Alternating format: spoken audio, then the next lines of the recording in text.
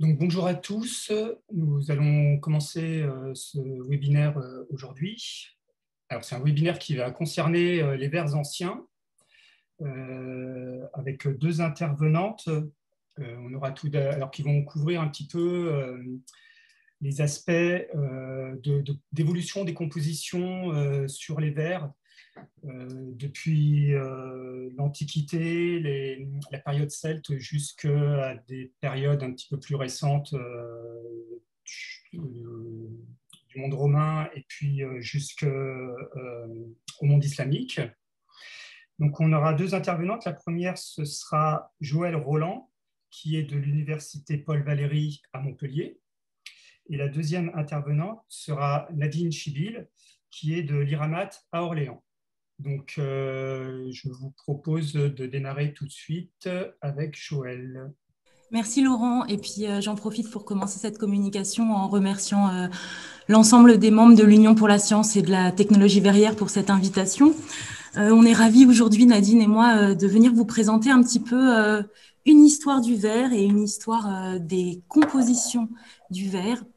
On va essayer aujourd'hui, à partir des vestiges archéologiques et des analyses qui se sont développées ces 20 dernières années sur les matériaux vitreux anciens, de retracer un petit peu avec vous l'évolution des techniques de fabrication du verre et des compositions du verre au premier millénaire avant Jésus-Christ et au premier millénaire après Jésus-Christ avec Nadine.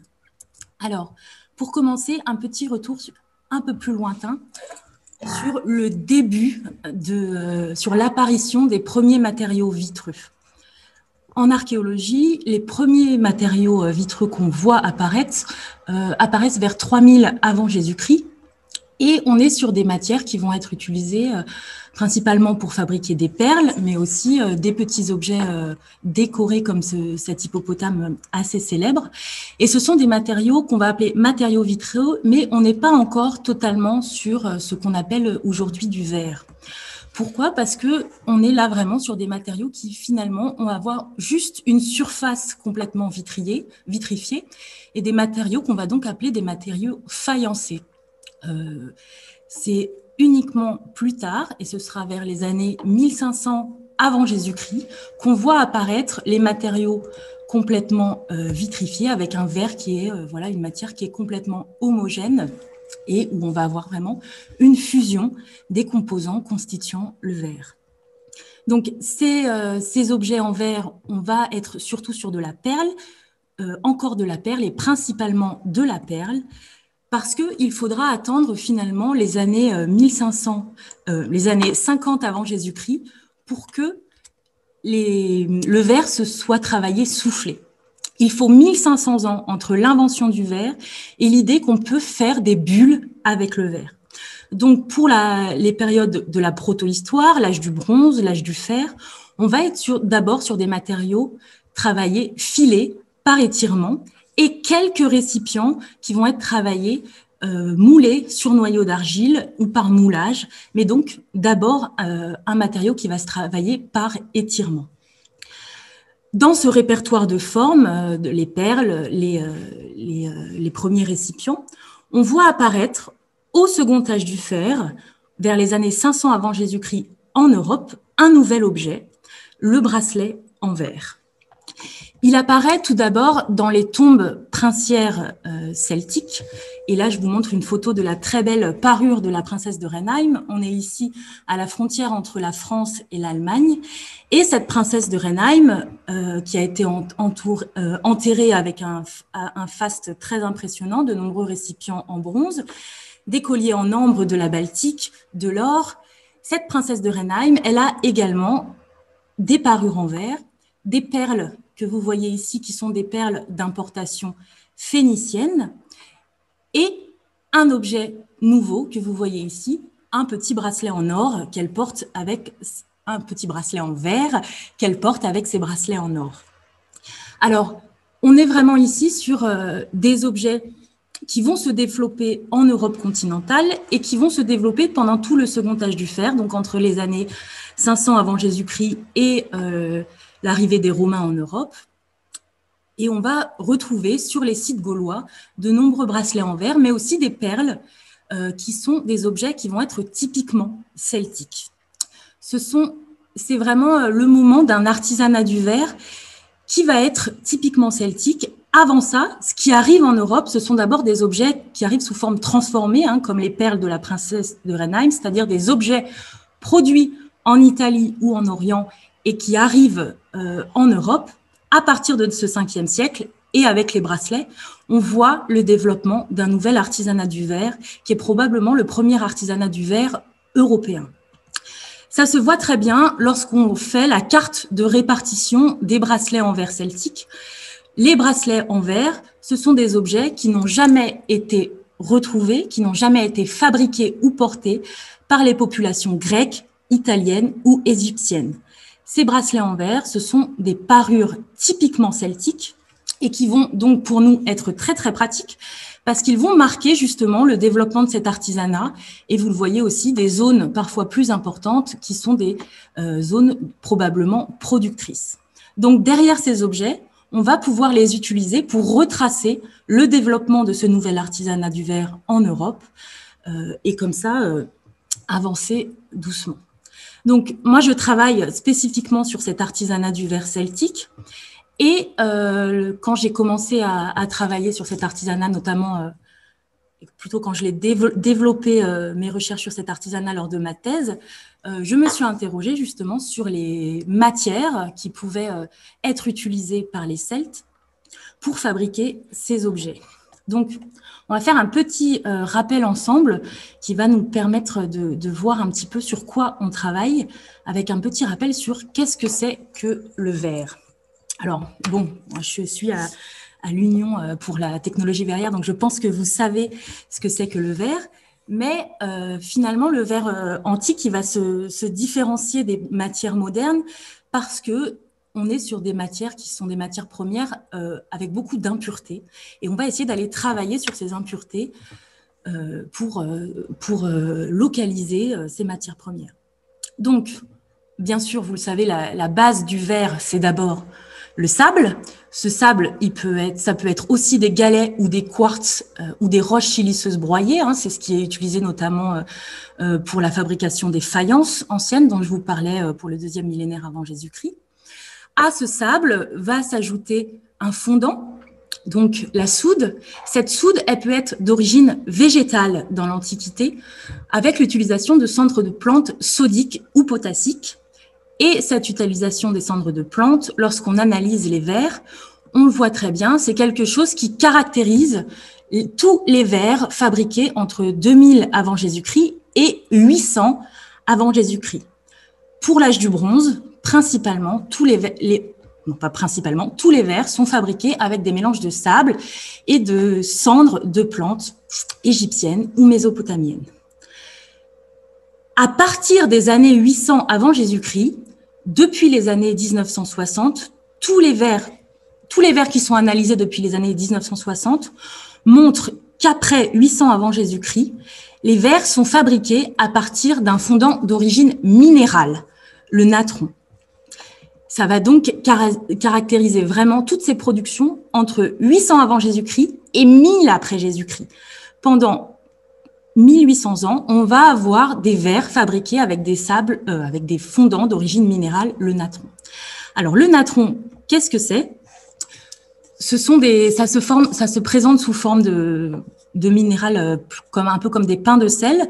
Et c'est une soude qu'on va retrouver à l'état naturel au bord justement des lacs salins, et plus spécifiquement en Égypte. Ici, vous avez une photo des lacs salins du Wadi Natroum. Donc, en fait, dès 1960, lors des premières analyses des verres antiques, il y a cette identification de verres fabriqués à partir de natron. Le natron, il y en a à très peu d'endroits dans le monde. Les sources connues, on va être sur le Texas, l'Australie ou l'Égypte. Donc, dès 1960, c'est compris très rapidement que dans l'Antiquité, ce qui va fournir le natron nécessaire à la fabrication des verres, ce sont les sources égyptiennes. Donc, voilà, ce natron, il va être utilisé pendant très très longtemps. Et sur ces éléments principaux, donc la silice et le fondant, vous le savez, il faut aussi un dernier élément qui est le stabilisant calcaire, chaux ou alumine, qui va donner sa solidité au verre et qui est le dernier élément de la recette.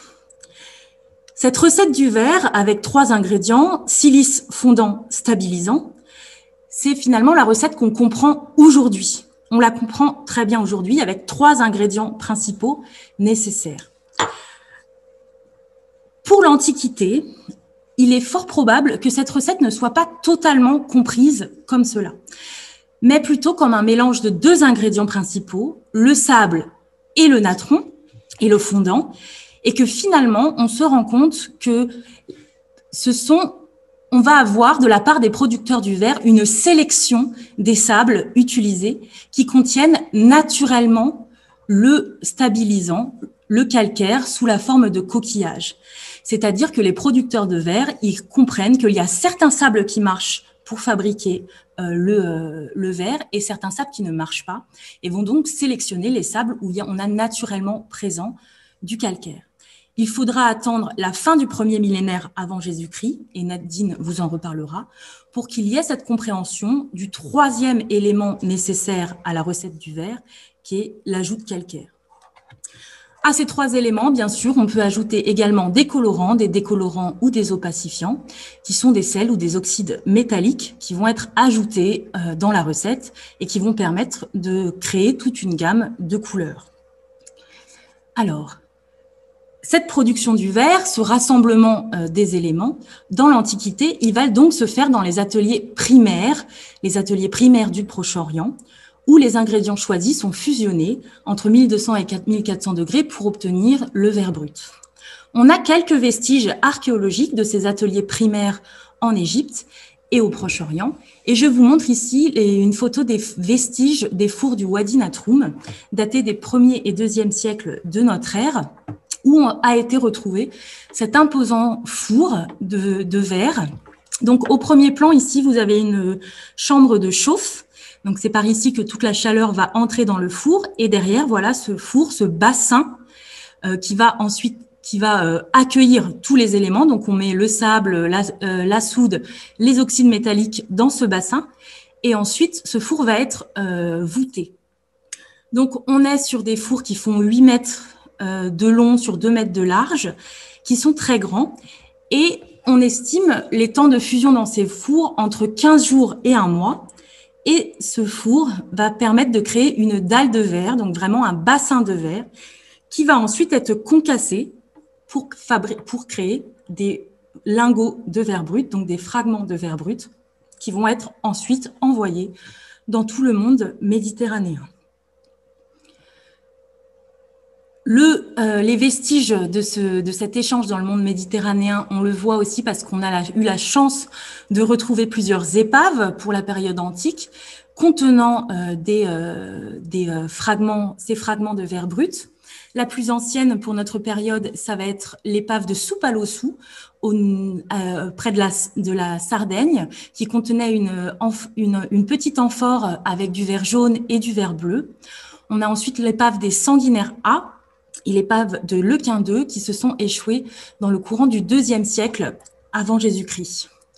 Alors, je ne résiste pas à vous montrer quelques images de cette épave des Sanguinaires A qui s'est échouée à la fin du IIIe siècle avant Jésus-Christ, au début du IIe siècle. Et cette cargaison d'épaves contenait 1 tonne de verre brut bleu, probablement à destination des ateliers gaulois. Donc, les archéologues, ils ont remonté 500 kilos. Après 500 kilos, ils en avaient marre. Donc, il y a encore 500 kilos de ce verre brut produit à la fin du IIIe siècle avant Jésus-Christ qui gît au large de la Corse. Donc, moi, à partir de là, ça, c'est un petit peu finalement ce qu'on savait dans l'historiographie sur l'histoire du verre. Et j'ai eu envie de me poser les questions sur mes petites parures gauloises pour savoir d'où exactement provenait le verre utilisé par les verriers celtiques et comment on pouvait retracer les réseaux d'échange entre ce monde oriental et le monde celtique à travers l'analyse des matériaux. Donc, j'ai développé une approche dans mes recherches, une approche archéométrique du verre. Et aujourd'hui, c'est un corpus de plus de 1479 parures, fragments de verre brut et déchets de production qui ont pu être analysés à l'échelle de l'Europe. Donc, je vous montre ici un petit peu voilà, tout ce corpus qu'on a réussi à analyser, et notamment les verres bruts des épaves. Et l'idée, c'était vraiment de se dire, qu'est-ce qu'on a comme matière première ? Est-ce que on sait que les soudes viennent d'Égypte, mais est-ce qu'on peut travailler sur la provenance des sables ? Est-ce qu'on voit des évolutions dans les recettes de verre utilisées ? Et est-ce que ça va pouvoir nous permettre de retracer progressivement ces réseaux d'échange entre l'Europe celtique et le monde méditerranéen ? Ces analyses, je les ai réalisées à l'UMR 5060 du CNRS, qui est l'IRAMAT, l'Institut de recherche sur les archéomatériaux, où travaille également Nadine. Donc, on travaille en spectrométrie de masse à ablation laser. Donc, tous les objets qu'on choisit, c'est une méthode qui est particulièrement pratique pour l'analyse des petits objets, puisqu'on va pouvoir mettre tous les objets dans notre cellule d'analyse ici, et on va, avec un laser, prélever la matière de chacune des pièces placées dans cette cellule. La matière prélevée, elle est emmenée par un gaz vers une torche plasma, où la matière est dissociée et ionisée. Et après, on va avoir tous les éléments qui sont séparés selon leur rapport charge-masse. Et donc, on va pouvoir comme ça quantifier tous les éléments différents présents dans cette matière première.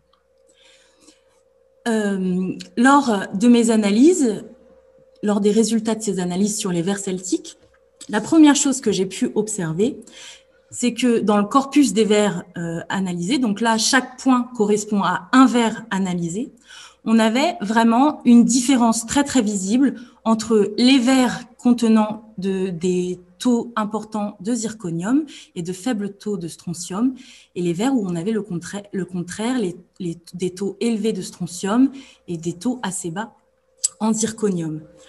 Le zirconium et le strontium, ce sont en réalité des éléments qui sont amenés par les sables utilisés par les producteurs de verre. Donc, avec ces analyses, ce qu'on percevait, c'est que dans le corpus de verre celtique, on avait des verres fabriqués à partir de sable d'origine égyptienne et des verres fabriqués à partir de sable d'origine syro-palestinienne. Donc, deux origines des sables qui ont très rapidement été perçues. Dans l'ensemble de ce corpus, j'ai ensuite pu distinguer plusieurs recettes. Je vous passe un petit peu ici sur la composition de ces groupes. Mais on avait deux groupes d'origine égyptienne qui se distinguaient notamment par des teneurs en alumine différentes, qui montrent probablement l'utilisation de deux sables d'origine égyptienne différents, et un ensemble de recettes d'origine syro-palestinienne qui se distinguent notamment beaucoup par l'utilisation qui est faite dans ces recettes du manganèse. Je vais y revenir. Donc, on a pu comme ça distinguer, grâce aux analyses élémentaires, deux origines des sables, égyptiennes et syro-palestiniennes, pour un total de 8 groupes de composition. Lorsque j'ai choisi les objets à analyser, j'avais choisi un échantillon de parure daté de toute la période du second âge du fer, c'est-à-dire qu'on avait des objets du IVe siècle, du IIIe siècle, du IIe et du 1er siècle. Et la question, c'était, est-ce que finalement, les recettes qu'on a identifiées montrent aussi une évolution des productions ? Pour cela, j'ai réalisé une analyse factorielle des correspondances qui vous montre ici en rouge les groupes de composition identifiés et en bleu, la typologie des objets. Par exemple, là, vous avez les perles avec des spirales. Et ce qui s'est distingué très vite, c'est qu'on voit très très bien que pour tout le début de l'âge du fer, jusqu'au IIIe siècle avant Jésus-Christ, ce qui est principalement utilisé, ce sont des verres provenant d'Égypte, fabriqués avec des sables égyptiens. À partir de la fin du IIIe siècle et du début du IIe siècle, on voit apparaître certains groupes de verres syro-palestiniens, et à partir du IIe siècle, on n'est plus que uniquement sur l'utilisation de recettes de verre fabriqués à partir de sable d'origine syro-palestinienne. Donc ce travail, il a vraiment permis de pouvoir montrer une évolution dans les compositions utilisées par les verriers celtiques. Donc finalement, ce qu'on reconstitue petit à petit, c'est un vrai commerce du verre entre le monde celtique et la période et la zone syro-palestinienne et égyptienne. On a un réseau attesté de ce commerce du verre qui se montre progressivement. Et maintenant, ce qui reste aussi à faire, c'est de reconstituer les réseaux à travers le monde celtique. Je vous le disais tout à l'heure, on a commencé à faire vraiment un corpus qui est sur toute l'Europe celtique. Et on s'est déjà rendu compte que voilà, ce réseau, quelle que soit la zone d'analyse qu'on ait choisie, toutes les recettes identifiées sont présentes. C'est-à-dire qu'on a vraiment un réseau d'échange à longue distance qui se fait à l'échelle de l'Europe. Mais petit à petit, on perçoit bien aussi des distinctions sur certaines recettes qui sont plus présentes à certains endroits ou plus précoces à d'autres endroits et qui nous permettront comme ça vraiment de nourrir nos connaissances sur les réseaux de matière dans le monde celtique. Donc, pour conclure, puisque je suis presque un petit peu en avance, on a pu comme ça démontrer la présence d'un réseau d'échange de la matière première qui a un réseau d'échange très structuré entre le monde celtique et l'Orient. Le changement entre les recettes égyptiennes et syro-palestiniennes, on le voit, c'est pas parce que l'Égypte, elle arrête d'envoyer du verre ou qu'elle arrête de produire, c'est qu'il y a encore quelque chose à définir vers l'Orient, que les Celtes n'arrivent pas, que le réseau s'arrête. On a vraiment un maintien de ces réseaux dans le temps. Ce réseau et ces échanges, ils sont dépendants des aptitudes économiques et diplomatiques des élites celtiques. Ce verre, il avait un prix qui, vous l'imaginez, est beaucoup plus élevé que la matière qu'on connaît aujourd'hui. Ce travail sur les réseaux d'échange, il nous permet vraiment de revaloriser cette matière à la protohistoire. Aujourd'hui, le verre, c'est quelque chose où on est complètement habitué à en avoir autour de nous, à en porter, à boire dedans. Ce n'est pas le cas à la protohistoire où, pour le monde celtique, le verre apparaît vraiment comme une matière exotique, une matière nouvelle et une matière probablement aussi coûteuse. Elle montre aussi vraiment des réseaux diplomatiques, c'est-à-dire que il y a vraiment cette idée qu'il faut être capable pour les élites celtiques de faire venir cette matière première, de trouver les interlocuteurs en Orient. Et cette matière première, finalement, et son étude, elle nous permet, et elle va nous permettre aussi dans les années futures, de vraiment participer à la reconstruction de ces réseaux d'échange et de ces liens entre le monde celtique et l'Extrême-Orient. Voilà, je vous remercie de cette attention pour cette petite présentation un peu rapide. Et puis, je vais laisser la parole à Nadine qui va nous parler de la suite. Bonjour à tous, je vais reprendre le relais maintenant et je me tourne vers les mutations dans la production du verre entre le 4e et 12e siècle. Joël vient de discuter que les matériaux vitreux sont d'excellents indicateurs de la diffusion culturelle et technologique, ainsi que le commerce à longue distance. Mais le verre est aussi intéressant en raison de ses qualités optiques, la transparence et la diversité des couleurs qui ont été exploitées à des fins artistiques. Certaines des utilisations sont plutôt sophistiquées, comme illustré ici dans ce joli bol mosaïqué avec une énorme variété des oiseaux. Oups, pardon, ça ne marche pas. Ah, voilà, désolée. Donc, je vais démarrer par quelques exemples d'utilisation de verre de l'époque romaine et de l'époque médiévale. Et puis, je vais présenter le modèle antique de la production primaire et secondaire, et y compris quelques exemples de composition du verre qui sont connus. Ensuite, je vais aborder les changements dans le monde islamique et le monde médiéval en Europe, y compris quelques questions du recyclage.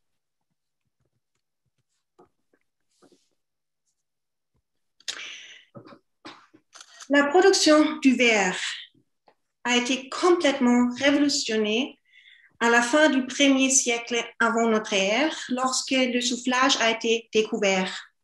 Le soufflage a ouvert de nouvelles possibilités et des utilisations du verre nouvelles aussi. La caractéristique la plus évidente du verre est sa transparence et qui a inspiré l'utilisation comme vitre. Les plus anciennes trouvailles archéologiques de vitres et aussi des sources littéraires sur les vitres datent du 1er siècle de notre ère. Sénèque, par exemple, décrit les termes de Villa de Scipio et il soulignait la transparence des fenêtres qui laisse entrer le soleil, mais qui aussi offre une vue panoramique.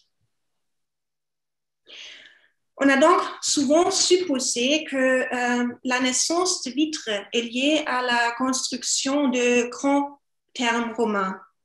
Les vitrées romaines ne sont pas vraiment transparents, mais plutôt translucides, bleuâtres et verdâtres. Et cette coloration est le résultat des impuretés qui sont contenues dans les matières premières comme le fer. En revanche, les vitraux fortement colorés sont associés au Haut Moyen-Âge et au contexte ecclésiastique. Ils sont des couleurs vives et dans ce contexte, il est très intéressant qu'une partie de verre qui était utilisée pour les célèbres vitraux de Chartres sont en fait recyclés. Et je vais revenir sur ce point un peu plus tard. La translucidité de verre est au cœur de verres diachroniques comme la coupe lycurgue. L'aspect le plus remarquable de verres diachroniques sont leur changement de couleur. En transmission, la coupe apparaît en rouge vif. Par contre, en réflexion, la couleur est verte. La microscopie électronique de transmission a révélé la présence de nanoparticules d'un diamètre entre 50 et 100 nanomètres. Et ces nanoparticules sont d'un alliage de l'or et d'argent avec environ 10% de cuivre aussi. Cette nanotechnologie romaine était de courte durée et semble généralement remonte au IVe siècle de notre ère. Une autre utilisation du verre à grande échelle sont des mosaïques. Et les mosaïques sont associées souvent à Byzance, l'Empire byzantin, comme ici dans le VIe siècle à San Vitale à Ravenne. Mais on les trouve aussi dans le monde islamique, comme ici dans la grande mosquée de Cordoue en Espagne du Xe siècle. Le verre offre une grande variété de couleurs, beaucoup plus nombreuses et beaucoup plus vives que les pierres naturelles qui sont normalement utilisées pour les mosaïques de sol. En bref, les applications artistiques offrent une dimension supplémentaire pour les recherches archéologiques et historiques, à savoir la corrélation entre l'esthétique du verre et les développements artistiques et technologiques. Donc, en passant rapidement à la question de l'origine de la matière première et la production de verre au cours du premier millénaire. Le verre peut être considéré comme le premier matériau synthétique fabriqué par l'homme à une échelle quasi industrielle. Et cela commence probablement au début de la période romaine, ça veut dire le IIe siècle avant notre ère. Des grands fours pour la production de verre ont été trouvés sur la côte levantine et au nord de l'Égypte.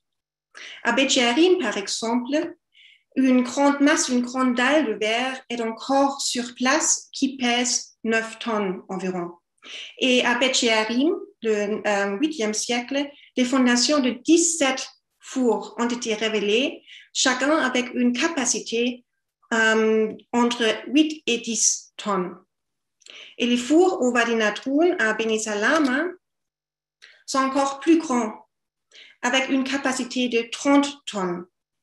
Et comme Joël a dit, les dalles du verre sont ensuite concassées en morceaux pour être exportées par les réseaux maritimes dans toute la Méditerranée. Et comme auparavant, il y a plusieurs épaves romaines et aussi médiévales dont la cargaison principale était du verre, comme l'épave de Nambier du IIe siècle ou l'épave Sertilimani du XIe siècle. À notre connaissance et à la lumière des épreuves archéologiques et analytiques, la production primaire était concentrée dans quelques installations sur la côte levantine et au nord de l'Égypte.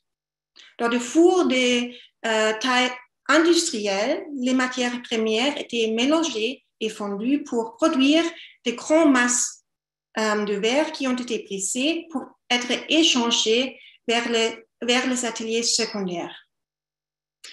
Dans les ateliers secondaires, le verre brut est ensuite refondu, des colorants sont ajoutés et puis le verre est transformé en objet.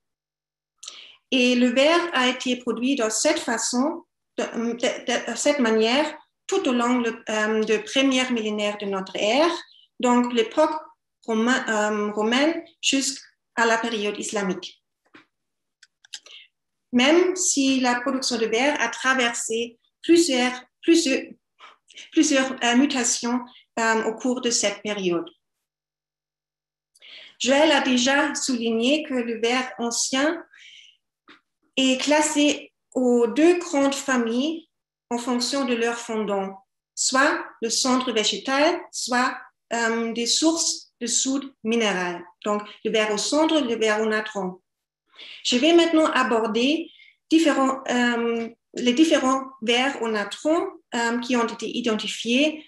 Ça veut dire le verre romain classique et aussi le verre de l'Antiquité. Et après, je passerai au changement dans le monde islamique et en Europe carolingienne.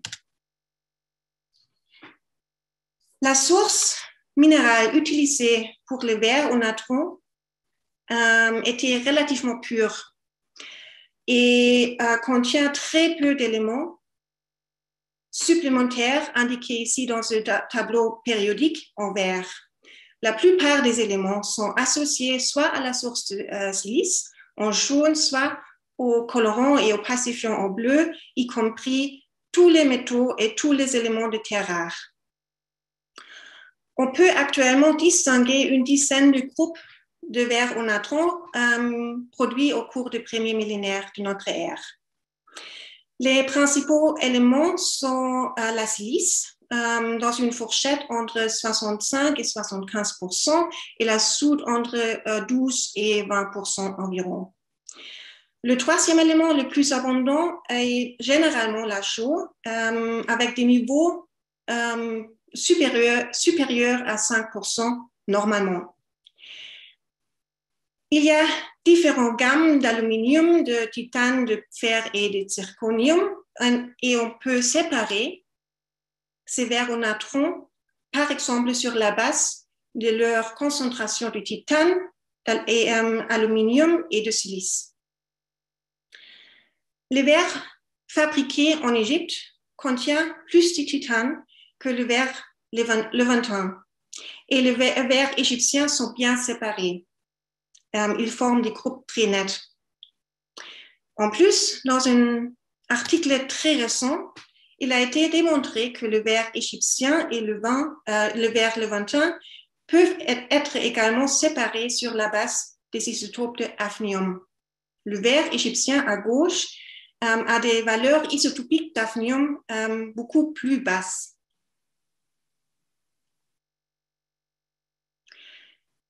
Et il y a aussi quelques tendances géographiques et chronologiques très intéressantes.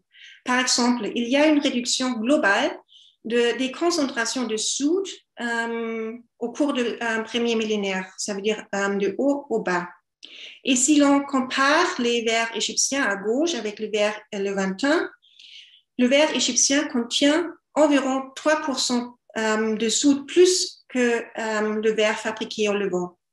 Et cette différence géographique est probablement liée à la proximité des sites de production primaires égyptiens avec des sources de natron qui étaient principalement le Wadi Natrun en Égypte.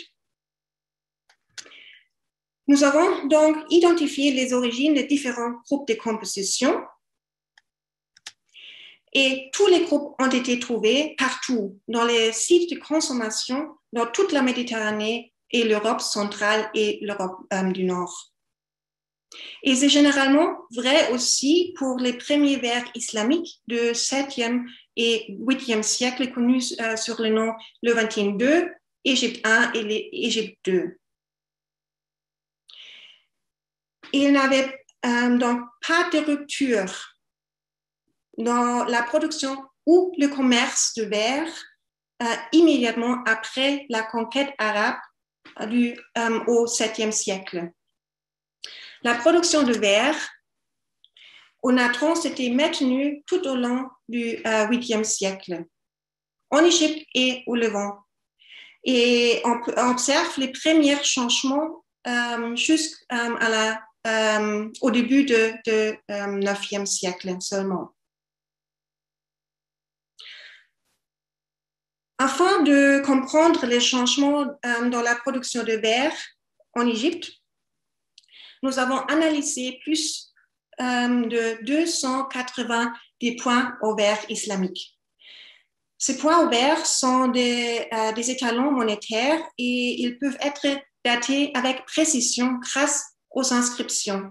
Et c'est pourquoi ils sont parfaits pour suivre l'évolution de la production primaire en Égypte. Et les échantillons que nous avons analysés datent entre le 8e et 12e siècle. Et comme prévu, il y a une séparation entre les vers au natron et les vers au centre, illustrés par l'abondance relative du potassium et du magnésium. Les vers au natron sont intérieurs à 871 et les points fabriqués à base de vers au centre sont attribués à la fin du Xe siècle. Le groupe Égypte II, celui-là, c'est un verre au natron. C'était le dernier verre au natron fabriqué en Égypte dès la fin du 8e jusqu'à la fin du 9e siècle. Et après Égypte II, il y a un trou d'une centaine d'années, après quoi les pois au verre sont fabriqués à partir d'un verre au centre. Donc, ce sont des verres au centre ici. Et les pois, le plus ancien avec un verre au centre, date après l'établissement du califat fatimide en Égypte en 969. Les vers au centre peuvent être séparés en groupes distincts aussi, mais les groupes de composition se multiplient et ne correspondent plus aux groupes chronologiques. Ça veut dire tous les différents groupes existent en parallèle, plus ou moins. Ceci met en évidence deux développements importants. L'échelle de production est réduite et les sites de production se multiplient. Et l'autre chose assez étonnante est qu'une grande quantité du verre a été importée du Levant, cette groupe-là. Cela implique que la tradition de fabrication du verre à partir de centre s'était établie au Levant plus tôt qu'en Égypte. Toutefois, les verres au centre sont généralement un gros bazar. À cause de la grande variabilité des centres qui contiennent toutes sortes d'impuretés. La composition des centres est extrêmement hétérogènes, comme le montre la sélection des éléments dans 25 échantillons de centres de Syrie qui ont été analysés il y a quelques années. Les éléments normalement associés à la source de silice, tels que l'aluminium et le fer, sont également présents à des niveaux importants dans les centres. De même façon, les éléments normalement associés aux colorants, comme le cuivre et le zinc, peuvent être élevés aussi. Le graphique à droite montre quelques verres au centre sodique provenant de l'Espagne et les taux d'aluminium et de titane couvrent une gamme de concentration de près d'un ordre de grandeur. Donc, ce sont vraiment très variables. Pour séparer les verres au centre en groupes distincts, il faut tenir compte de plusieurs critères. Et j'ai essayé de définir des marqueurs pour des groupes de production régionaux, notamment le verre d'Égypte, du Levant, de Mésopotamie, d'Asie centrale et d'Ibérie. Et les différents critères sont plus ou moins efficaces selon les groupes à comparer. Par exemple, le verre mésopotamien en bleu foncé ici est caractérisé par des teneurs élevées en magnésium et une faible teneur en phosphore. Ce sont des caractéristiques qui représentent des centres.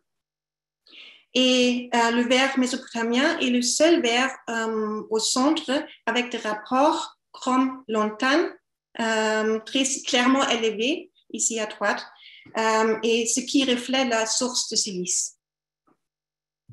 En résumé, pour séparer les différents verres au centre, il faut comparer plusieurs éléments associés à la fois au fondant et à la source de silice.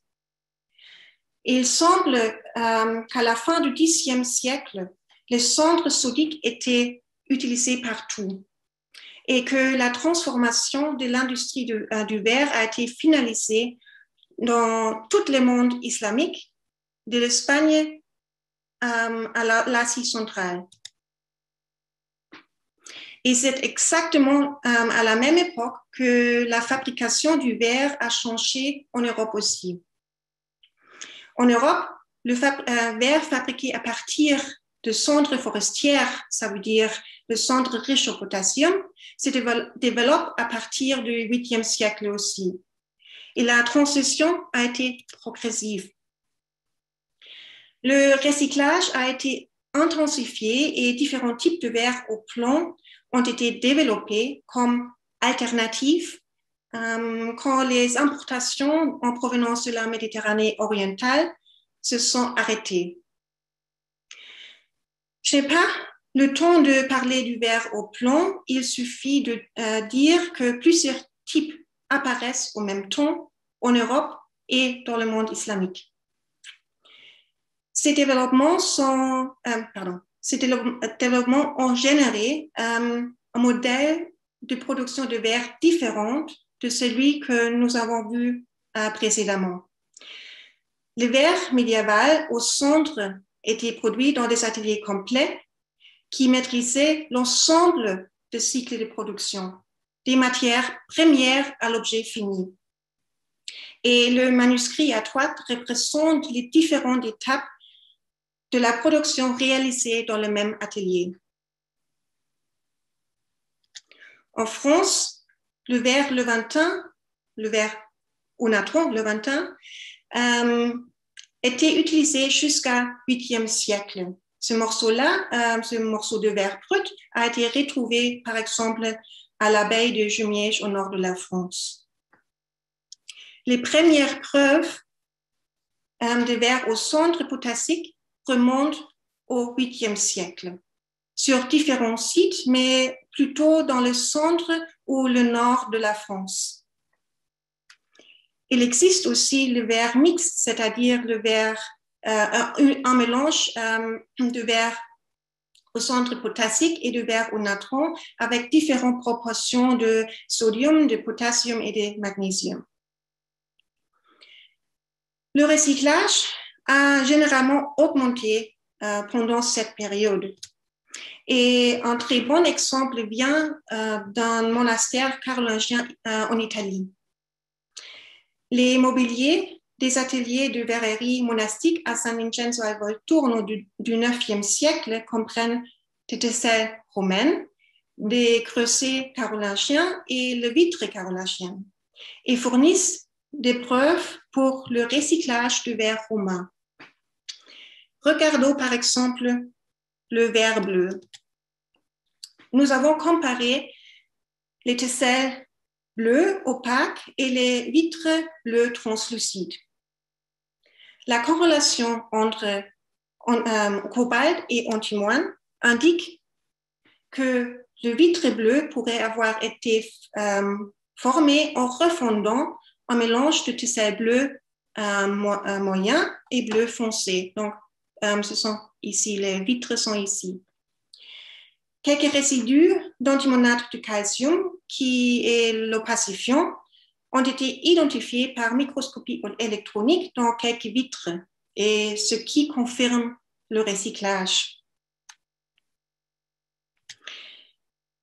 Il semble alors que le verre utilisé à San Vincenzo al Volturno était du verre romain recyclé. Cette dépendance à l'égard du verre recyclé indique la réduction du commerce à longue distance, mais elle reflète aussi la disponibilité du verre romain en Italie.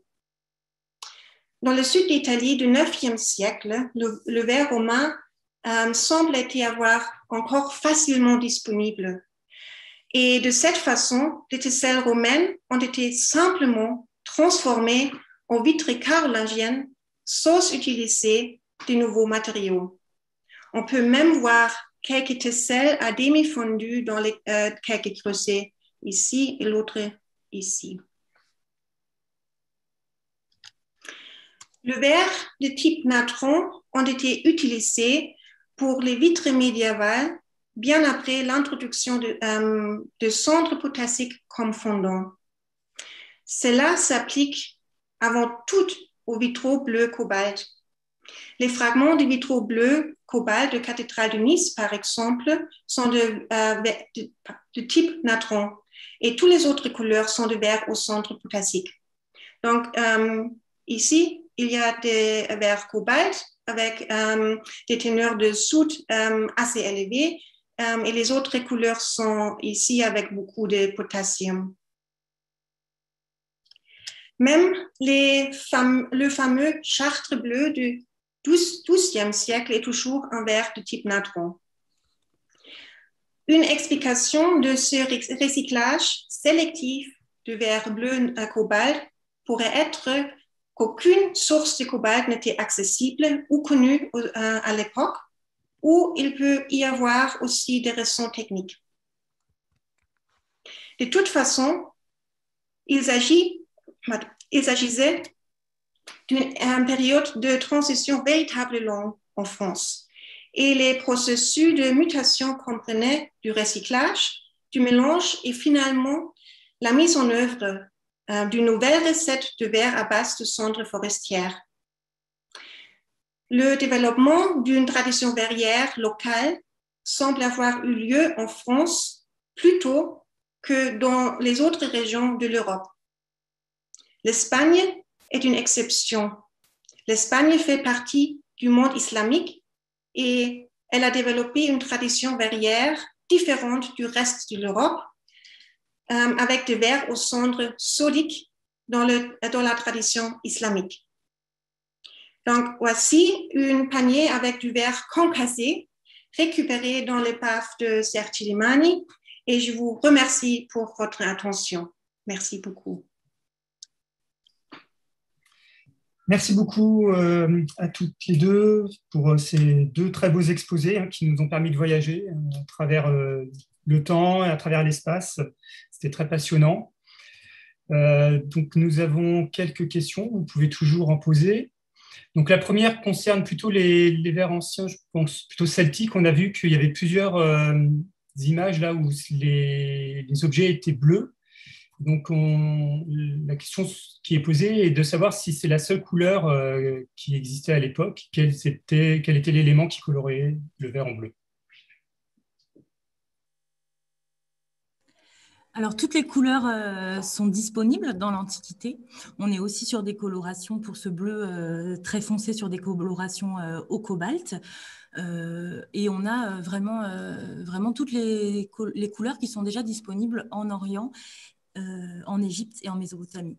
Mais on voit très clairement ce goût des Celtes pour le vert bleu. Et ce goût pour la couleur bleue, c'est aussi quelque chose qu'on retrouve dans les textes antiques, puisque les Romains, quand ils utilisent le mot bleu, c'est une couleur qu'ils utilisent très peu pour décrire le monde. Hein. La mer est verte, le ciel est gris. Et quand ils utilisent la couleur bleue, c'est systématiquement pour décrire ce monde barbare. Ce sont ces barbares qui ont les yeux bleus, qui se peignent en bleu. Et c'est finalement une donnée qu'on retrouve aussi dans le vert, c'est ce goût pour la couleur bleue. Le vert violet, par exemple, devient beaucoup plus à la mode dans le monde celtique au 1er siècle avant Jésus-Christ, au moment de la multiplication des contacts et des échanges avec le monde romain. Et on a peut-être ici une adoption de la couleur du prestige romain, qui est le pourpre, dans la parure des élites celtiques, avec cette idée de si tu comprends pas ma couleur, cher voisin avec qui je commerce, eh ben, je vais peut-être adopter ta couleur de prestige pour montrer moi-même ma place sociale. Voilà, donc il y a plein de choses à faire avec les couleurs et c'est vrai que le vert, c'est très précieux pour ça parce que c'est un des seuls matériaux qui permet d'approcher la couleur pour les mondes anciens. Merci. Ensuite, on a une question un petit peu plus sur les techniques expérimentales. Donc, vous avez utilisé principalement la LICPMS pour les mesures chimiques. Et donc, une question qui est posée, c'est pourquoi pas utiliser d'autres méthodes qui seraient non destructives, comme la fluorescence X? Alors, les analyses en LICPMS, et peut-être que Nadine pourra aussi compléter, ce sont finalement les seules analyses qui nous permettent d'avoir tous les éléments présents dans le verre, notamment les éléments traces. Et surtout, contrairement à la fluorescence X, on va vraiment pouvoir analyser le verre en profondeur. On est sur un type d'analyse qu'on dit quasi non destructive, hein, puisque le laser fait un trou dans l'objet qui est inférieur à c'est 80 microns, c'est tout petit, c'est la tête d'un cheveu. Donc, c'est quasi non destructif, c'est invisible à l'œil nu. Et ça nous permet vraiment de dépasser la couche de corrosion que pourrait avoir le verre pour aller au cœur de l'objet et aller dans la matière homogène. On se rend compte maintenant de plus en plus qu'on va avoir des surfaces extérieures qui sont corrodées, qui sont parfois polluées aussi par le travail dans l'atelier secondaire qui peut amener des cendres. Et le LICPMS permet vraiment d'avoir une analyse qui est propre, contrairement à la fluorescence X qui va travailler uniquement sur la surface de l'objet et analyser la corrosion, ça ne nous intéresse pas. D'accord. Et est-ce que tous les éléments sont analysables ou certains éléments vont être plus difficilement analysés par LICPMS? Pour moi, tous les éléments sont analysables. Nadine Ouais, ça dépend, oui, normalement, oui, mais nous avons des problèmes avec des verres opacifiés. Donc, parce que le laser ablation, c'est une méthode excellente pour les matériaux homogènes. Mais s'il y a des opacifiants, des particules, il y a toujours des problèmes de analyser une bonne en droite, en fait, une bonne phase de matrix de verre. Donc, ça, c'est le problème. Mais on peut analyser tous les éléments dans le tableau périodique. Mais l'autre restriction sont des étalons. Donc, il faut, pour calibrer, pour faire des calculations, il faut des étalons avec des éléments. Donc, c'est pour ça le chlore est un peu problématique aussi parce qu'il n'existe pas des étalons avec des chlores dans notre teneur. Donc, oui. D'accord. Alors ensuite, une question pour Nadine. Est-ce que vous avez fait le lien entre la composition des vers aux cendres de plantes et la végétation présente dans les régions d'origine? Ah, ça, c'est une bonne question. Moi-même, non, je n'ai pas fait ça, mais il y a des études qui comparent des cendres de scierie, par exemple, avec des vers de scierie aussi, dans les contextes des vers du 9e siècle de Al-Raqqa, par exemple. Et donc, il y a des études des compositions des cendres et aussi des isotopes. Et il semble d'avoir des connexions entre les plantes de Syrie et les vers de Syrie. Donc, il y a des études qui essaient de faire ces liens, mais en même temps, les cendres est extrêmement variable. Donc, ça dépend aussi de la saison. La saison, quand les plantes sont, comment ça s'appelle? Harvested? Collectées, désolée, collectées et transformées dans les cendres. Ça dépend des parties de la plante. Donc, c'est un processus pas très simple. Donc, il faut faire attention avant de faire des connexions entre les vers et les cendres. Donc, ouais. D'accord. Vous n'avez pas parlé de vers en Grèce. Est-ce qu'on en retrouve peu parce que c'est sur le chemin maritime vers l'Europe, donc on devrait pouvoir... Dans quelle période? La période antique. Pour la période antique, même pour le premier millénaire avant Jésus-Christ, il y a beaucoup de vers en Grèce. C'est une très forte zone de production du verre, notamment pour les verres moulés sur noyau d'argile. Et il y a aussi beaucoup de travaux sur les analyses de ces matériaux. Et dans le futur, j'espère justement pouvoir aller comparer directement les analyses réalisées sur ces verres de Grèce et les analyses réalisées sur les corpus celtiques pour voir si on a justement les mêmes compositions qui circulent dans ces espaces méditerranéens. Et pouvoir faire, comme Nadine, la jolie carte que tu as fait avec tous les groupes partout. Là, je rêve de pouvoir faire ça pour la période antique, mais ça va venir doucement. Mais la Grèce est une très forte zone de production de verre, mais ne fabrique pas, parce que je voyais dans les questions, ne fabrique pas de bracelets en verre, ne consomme pas de bracelets en verre. Donc, on est là sur des perles et des récipients moulés pour le premier millénaire avant Jésus-Christ. Et après, peut-être que Nadine veut compléter pour la période suivante. Oui, je suis tout à fait d'accord. Il y a beaucoup de vers en Grèce. Certainement dans la période byzantine, par exemple, il y a beaucoup de mosaïques, par exemple. J'ai essayé d'analyser quelques vers de Grèce, mais c'est très difficile pour avoir des autorisations d'exporter des échantillons. Donc, c'est pas... Ouais, c'est compliqué. Donc, ils existent, mais ils ne sont pas très disponibles. Ah, exactement. Le transport d'objets archéologiques, particulièrement pas depuis les pays qui ont été pillés, est toujours compliqué. Alors, une dernière question. On a souvent la vision que les ateliers secondaires servent à introduire les éléments colorants. Est-ce que c'est une généralité? Alors, a priori, non. Dans l'Antiquité, le verre arrive déjà coloré. Donc, vraiment, la mise en place de la coloration, elle se fait dans les ateliers primaires. Et pendant longtemps, il y a eu cette idée, oui, ça peut se faire dans les ateliers secondaires. On voit bien que dans les épaves, c'est déjà coloré. Et puis, c'est aussi des techniques qui sont assez compliquées à faire. Ça demande de refusionner les matériaux pour ajouter les éléments colorants. Et donc, a priori, c'est vraiment dans les ateliers primaires et pas dans les ateliers secondaires. Ça dépend de couleur, n'est-ce pas? Et oui, pour toi. Et pour aussi moi, oui. de couleur. Donc, je n'ai pas mentionné, mais par exemple, les éléments comme décolorants, antimoine et manganèse, sont ajoutés dans l'étape de production première déjà aussi. Mais normalement, dans le premier millénaire de notre ère, il y a toujours la séparation entre la production primaire et secondaire et les colorants sont normalement ajoutés dans les ateliers secondaires. Et certainement pour des couleurs comme rouge et aussi cobalt en fait dans cette période-là parce que si la production primaire en grande taille, c'est complètement différent de la période de Joël. Donc, il ne faut pas vraiment colorer toute la masse de vert.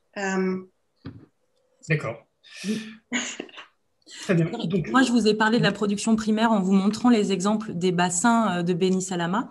Mais ce qu'il faut dire, c'est qu'en fait, pour les périodes antérieures au 1er siècle avant Jésus-Christ, on n'a aujourd'hui aucun four de production retrouvé. Donc, on pense aussi que pour ces périodes plus anciennes, les fours sont différents. On le voit sur les fragments de verre brut, notamment dans l'épave des sanguinaires A, où on a des formes très rondes qui indiquent qu'on n'est pas sur du concassage de dalles.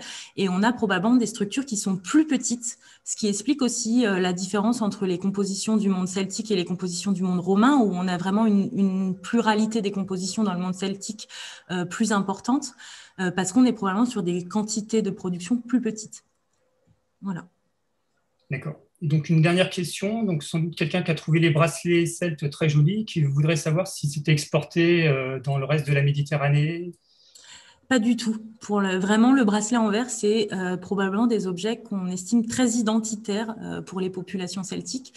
En tout cas, pour l'instant, je n'en ai jamais retrouvé indiqué sur des sites d'Égypte, du Proche-Orient, l'Italie. On est vraiment que sur le nord, sur les populations qui sont pendant un petit moment celtique, pas en Grèce, nulle part ailleurs. Donc vraiment des objets qui sont des marqueurs culturels et spatial des sociétés celtiques. Si vous avez un bracelet en verre de ces types-là, vous êtes dans le monde celtique. Après, c'est une production qui va reprendre aussi notamment dans le monde islamique, mais c'est des types et des décorations qui sont totalement différentes et on les reconnaît très, très bien.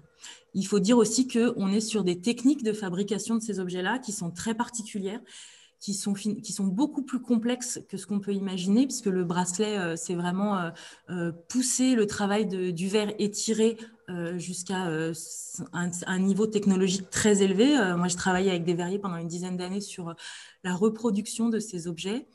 Et voilà, j'ai un petit commentaire, ils sont exportés par Silicibine. Aujourd'hui, on refabrique ces pièces. Et le travail d'expérimentation autour de ces objets a montré qu'on a aussi finalement des vrais savoir-faire et des vraies difficultés autour de ces objets qui expliquent peut-être l'absence de ces pièces dans les autres sociétés méditerranéennes dans l'Antiquité. C'est un savoir-faire typiquement celtique. Très bien.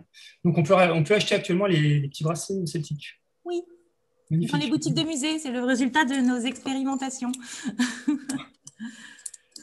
Très bien, merci à toutes les deux. Donc, je vous rappelle les prochains séminaires. On se retrouvera dans 15 jours donc, pour traiter de la conductivité des verres, avec un exposé donc, par Annie Pradel et Mohamed Malki, et ensuite, début avril, pour parler de la viscosité des silicates vitreux. Donc, vous pourrez retrouver bien sûr tous les exposés sur notre site internet en replay, et puis vous pouvez conserver le lien de connexion puisqu'il est permanent. Donc, vous n'avez pas besoin de redemander un nouveau lien de connexion la prochaine fois. Voilà, merci à tous. Au revoir. Merci à toi, Laurent.